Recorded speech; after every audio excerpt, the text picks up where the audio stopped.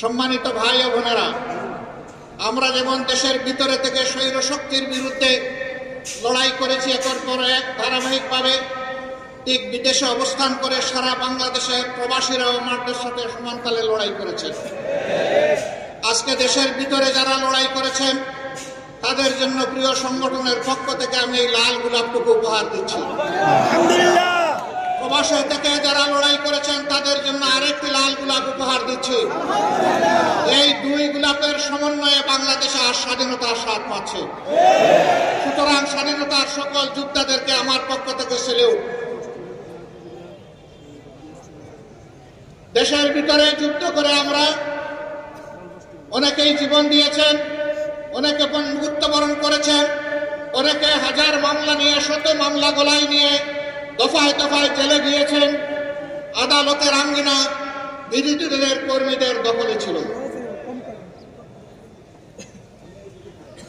মঈন ফখরুদ্দিনের 2 বছর, পরবর্তী স্বৈর শাসনের আরো 15.5 বছর। এই 17.5 বছর জাতির জন্য শ্বাসরুদ্ধকর একটা পরিবেশ ছিল। মানুষ শান্তিতে বসবাস করতে পারেনি। দেশপ্রেমিক জনগণকে, দেশপ্রেমিক বিভিন্ন বাহিনীকে এই সময় ধ্বংস করা হয়েছে। আমরা লক্ষ্য করেছি আওয়ামী লীগ ক্ষমতায় বসে 2009 সালের 10 জানুয়ারি ক্ষমতায় হাতে নিল। তারপরে আমরা দেখি 1 মাসের মাথায়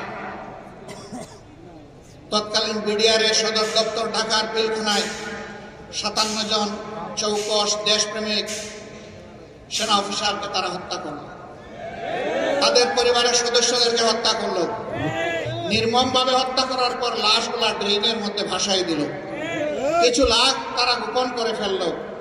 রাতের আধারে হত্যাকাণ্ড সংগঠিত করে আলো নিভিয়ে খুনিদেরকে পিলখানা থেকে বের হয়ে যাওয়ার নিরাপদ রাস্তা তৈরি করে দিল। দুইটা তদন্ত কমিশন হলো, একটা করলো সেনাবাহিনী, আরেকটা করলো সরকার। সেই তদন্ত কমিশনের কিছুই জনগণকে জানতে দেওয়া হলো না। কারণ সরসায় যদি ভূত থাকে, ভূত ছাড়াবে কে? সেদিনকার প্রধানমন্ত্রী বিডিআর এর কতিপয় সদস্যকে এনে আদর করে তাদের সাথে বসলেন, তাদের সকল দাবি দাওয়া মেনে নিলেন। ওদিকে সেনাবাহিনীকে তাদের সহকর্মীদেরকে সাহায্য করার রাস্তা বন্ধ করে রাখলেন। বললেন আমি দেখছি। দেখতে দেখতে সব শেষ হয়ে গেল। সেনাবাহিনীর রিপোর্টটি জাতির জানা দরকার ছিল, কারণ তাদের সহকর্মীদেরকে কারা হত্যা করেছে সবার চাইতে তাদের বেশি জানার কথা। কিন্তু তা জানতে দেওয়া হয়নি। আমরা সরকারের কাছে দাবি জানাই, পুরা ঘটনার আদ্যপান্ত সুষ্ঠু নিরপেক্ষ তদন্ত অবশ্যই করতে হবে। কারণ এই দুর্ঘটনার মধ্য দিয়ে আমাদের দেশপ্রেমিক সেনাবাহিনীর মনোবলকে ধ্বংস করা হয়েছে, বিডিআরকে খতম করা হয়েছে। আগে বিডিআর ছিল সীমান্তের অতন্ত্র প্রহরী, তাদের লগতে ছিল বাংলাদেশের রাইফেল। এখন তাদেরকে বানানো হয়েছে সীমান্তের চৌকিদার। তাদেরকে অপমানিত করা হয়েছে। এরপরেই তারা পরের বছরে আঘাত দিয়েছে আরেক দেশপ্রেমের বাস্তব নমুনা।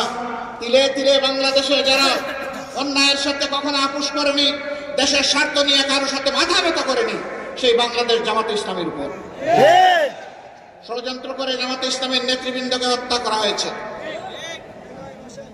প্রিয় সম্মানিত বন্ধুগণ, যারা দেশপ্রেমের পক্ষে দাঁড়িয়েছেন, দেশবাসীর স্বার্থের পক্ষে দাঁড়িয়েছেন, এই সরকার তাদের উপরে আঘাত দিয়েছে। সবচেয়ে বেশি আঘাত দিয়েছে আলেম ওলামার উপর, এমনকি আঘাত দিয়েছে বিবেকী সাংবাদিকদের উপর। এরা হত্যা করতে কাউকেই ছাড়ে নাই। হত্যার মিশন নিয়ে তারা নেমেছিল, আর তাদের ক্ষমতার শেষ দিন পর্যন্ত জনগণকে তারা হত্যা করেছে।